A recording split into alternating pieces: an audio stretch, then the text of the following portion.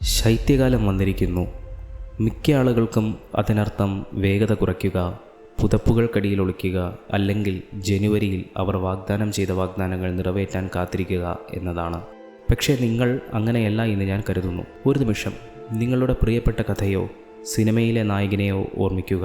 അവർ പർവ്വതങ്ങളിലേക്ക് അപ്രത്യക്ഷരാകുന്നു, നിശബ്ദമായി പരിശീലിക്കുന്നു, ഏറ്റവും കഠിനമായ സാഹചര്യങ്ങളെ സഹിക്കുന്നു, തുടർന്ന് പൂർണ്ണമായും രൂപാന്തരപ്പെട്ട് മടങ്ങി വരുന്നു.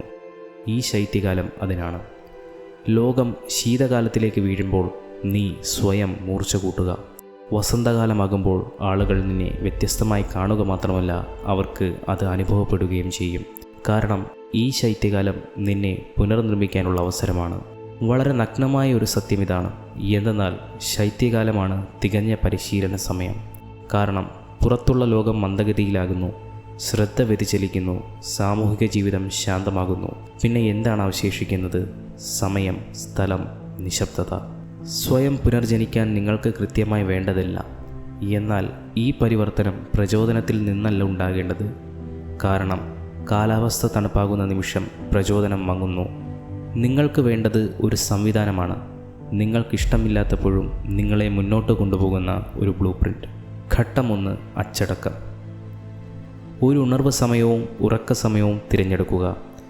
നിങ്ങൾക്ക് ഒഴിവാക്കാൻ കഴിയാത്തത്ര ലളിതമായ ഒരു പ്രഭാതാചാരം നിർമ്മിക്കുക. ഒരു ഗ്ലാസ് വെള്ളം, വേഗത്തിലൊരു സ്ട്രെച്ച്, പ്രധാനപ്പെട്ട കാര്യങ്ങൾ എഴുതുവാൻ 5 മിനിറ്റ്. ഏറ്റവും പ്രധാനമായി അനന്തമായ സ്ക്രോളിംഗ്, അർദ്ധരാത്രിയിലുള്ള ലഘുഭക്ഷണം, അനാവശ്യ കൂട്ടുകെട്ടുകൾ ഇവയെല്ലാം ഒഴിവാക്കുക. കാരണം നിങ്ങളറിയാതെ തന്നെ അവ നിങ്ങളുടെ ഊർജ്ജം മോഷ്ടിക്കുന്നു. ദിവസം തോറും ആക്കം കൂട്ടുന്ന ചെറിയ വിജയങ്ങൾ ഉപയോഗിച്ച് അവയെ മാറ്റിസ്ഥാപിക്കുക. ഘട്ടം 2: ശരീരവും ശക്തിയും. നിങ്ങളുടെ ശരീരം മറ്റെല്ലാത്തിനും നിങ്ങളെ സജ്ജമാക്കുന്നു. ദിവസവും ചലിക്കുക. ജിം, ശരീരഭാര നിയന്ത്രണം, ഓട്ടം, നീണ്ട നടത്തം ഇതെല്ലാം അനിവാര്യമാണ്. എന്നാൽ ഇതിൽ നിന്നെല്ലാം പ്രധാനം സ്ഥിരതയാണ്. ഭക്ഷണത്തെ ഇന്ധനമായി കാണുക. അസ്വസ്ഥതകൾ സ്വീകരിക്കുക. തണുത്ത വെള്ളത്തിൽ കുളിക്കുക. തണുപ്പുള്ളപ്പോൾ പുറത്ത് നടക്കുക. ഇത് കാഠിന്യത്തെക്കുറിച്ചല്ല, കഠിനമായ കാര്യങ്ങൾ നിങ്ങളെ തകർക്കില്ലെന്ന് നിങ്ങളുടെ മനസ്സിനെ പഠിപ്പിക്കുന്നതിനെക്കുറിച്ചാണ്. ഘട്ടം 3: മനസ്സും ശ്രദ്ധയും. നിങ്ങളുടെ ചിന്തകൾക്ക് നിങ്ങളെ തളർത്താനോ സ്വതന്ത്രരാക്കാനോ കഴിയും. ധ്യാനം, ശ്വസന വ്യായാമം, ശാന്തമായ ചിന്ത ഇവയെല്ലാം പരിശീലിക്കുക. കുറഞ്ഞത് ഒരു ദിവസം 10 മിനിറ്റ് നേരമെങ്കിലും നിശ്ചലതയിൽ ചിലവഴിക്കുക. നിങ്ങളുടെ മനസ്സിനെ പോഷിപ്പിക്കുന്ന പുസ്തകങ്ങൾ വായിക്കുക, എഴുതുക. ലൈക്കുകൾക്കല്ല, വ്യക്തതയ്ക്കായി. നിങ്ങളുടെ വ്യായാമങ്ങൾ ട്രാക്ക് ചെയ്യുന്നത് പോലെ നിങ്ങളുടെ വളർച്ചയും ട്രാക്ക് ചെയ്യുക. ഘട്ടം 4: നൈപുണ്യവും സൃഷ്ടിയും. നിങ്ങളുടെ ഭാവിയെ മാറ്റിമറിക്കാൻ കഴിയുന്ന ഒരു കഴിവ് തിരഞ്ഞെടുത്ത് പൂർണ്ണമായും മുന്നോട്ട് പോകുക. വീഡിയോയിൽ നിന്ന് വീഡിയോയിലേക്ക് ചാടരുത്. ദിവസവും പരിശീലിക്കുക. ചെറിയ പ്രോജക്റ്റുകൾ നിർമ്മിക്കുക. വസന്തകാലത്തോടെ നിങ്ങൾക്ക് ഇതിനെല്ലാമുള്ള ഉത്തരം തെളിവ് സഹിതം ലഭിക്കും. ഇത് വെറും സിദ്ധാന്തമല്ല, പക്ഷേ യാഥാർത്ഥ്യമാണ്. ഘട്ടം 5: നിർവഹണം.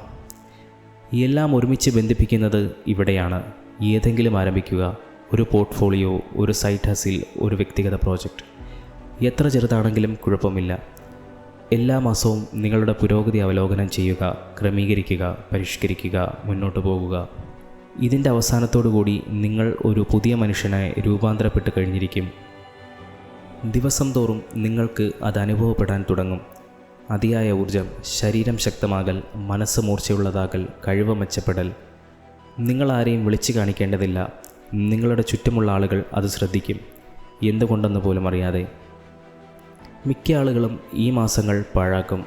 തണുപ്പിൽ നിന്ന് ഒളിച്ചോടുകയും ശ്രദ്ധ തിരിക്കുകയും വസന്തകാലത്ത് ഉണരുമ്പോൾ സമയം എവിടെ പോയി എന്ന് ചിന്തിച്ചുകൊണ്ടേയിരിക്കും.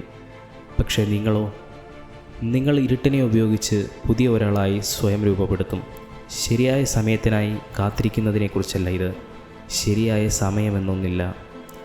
ഇപ്പോൾ മാത്രമേ ഉള്ളൂ. സമയമിതാ, നിശബ്ദതയിതാ, അവസരമിതാ.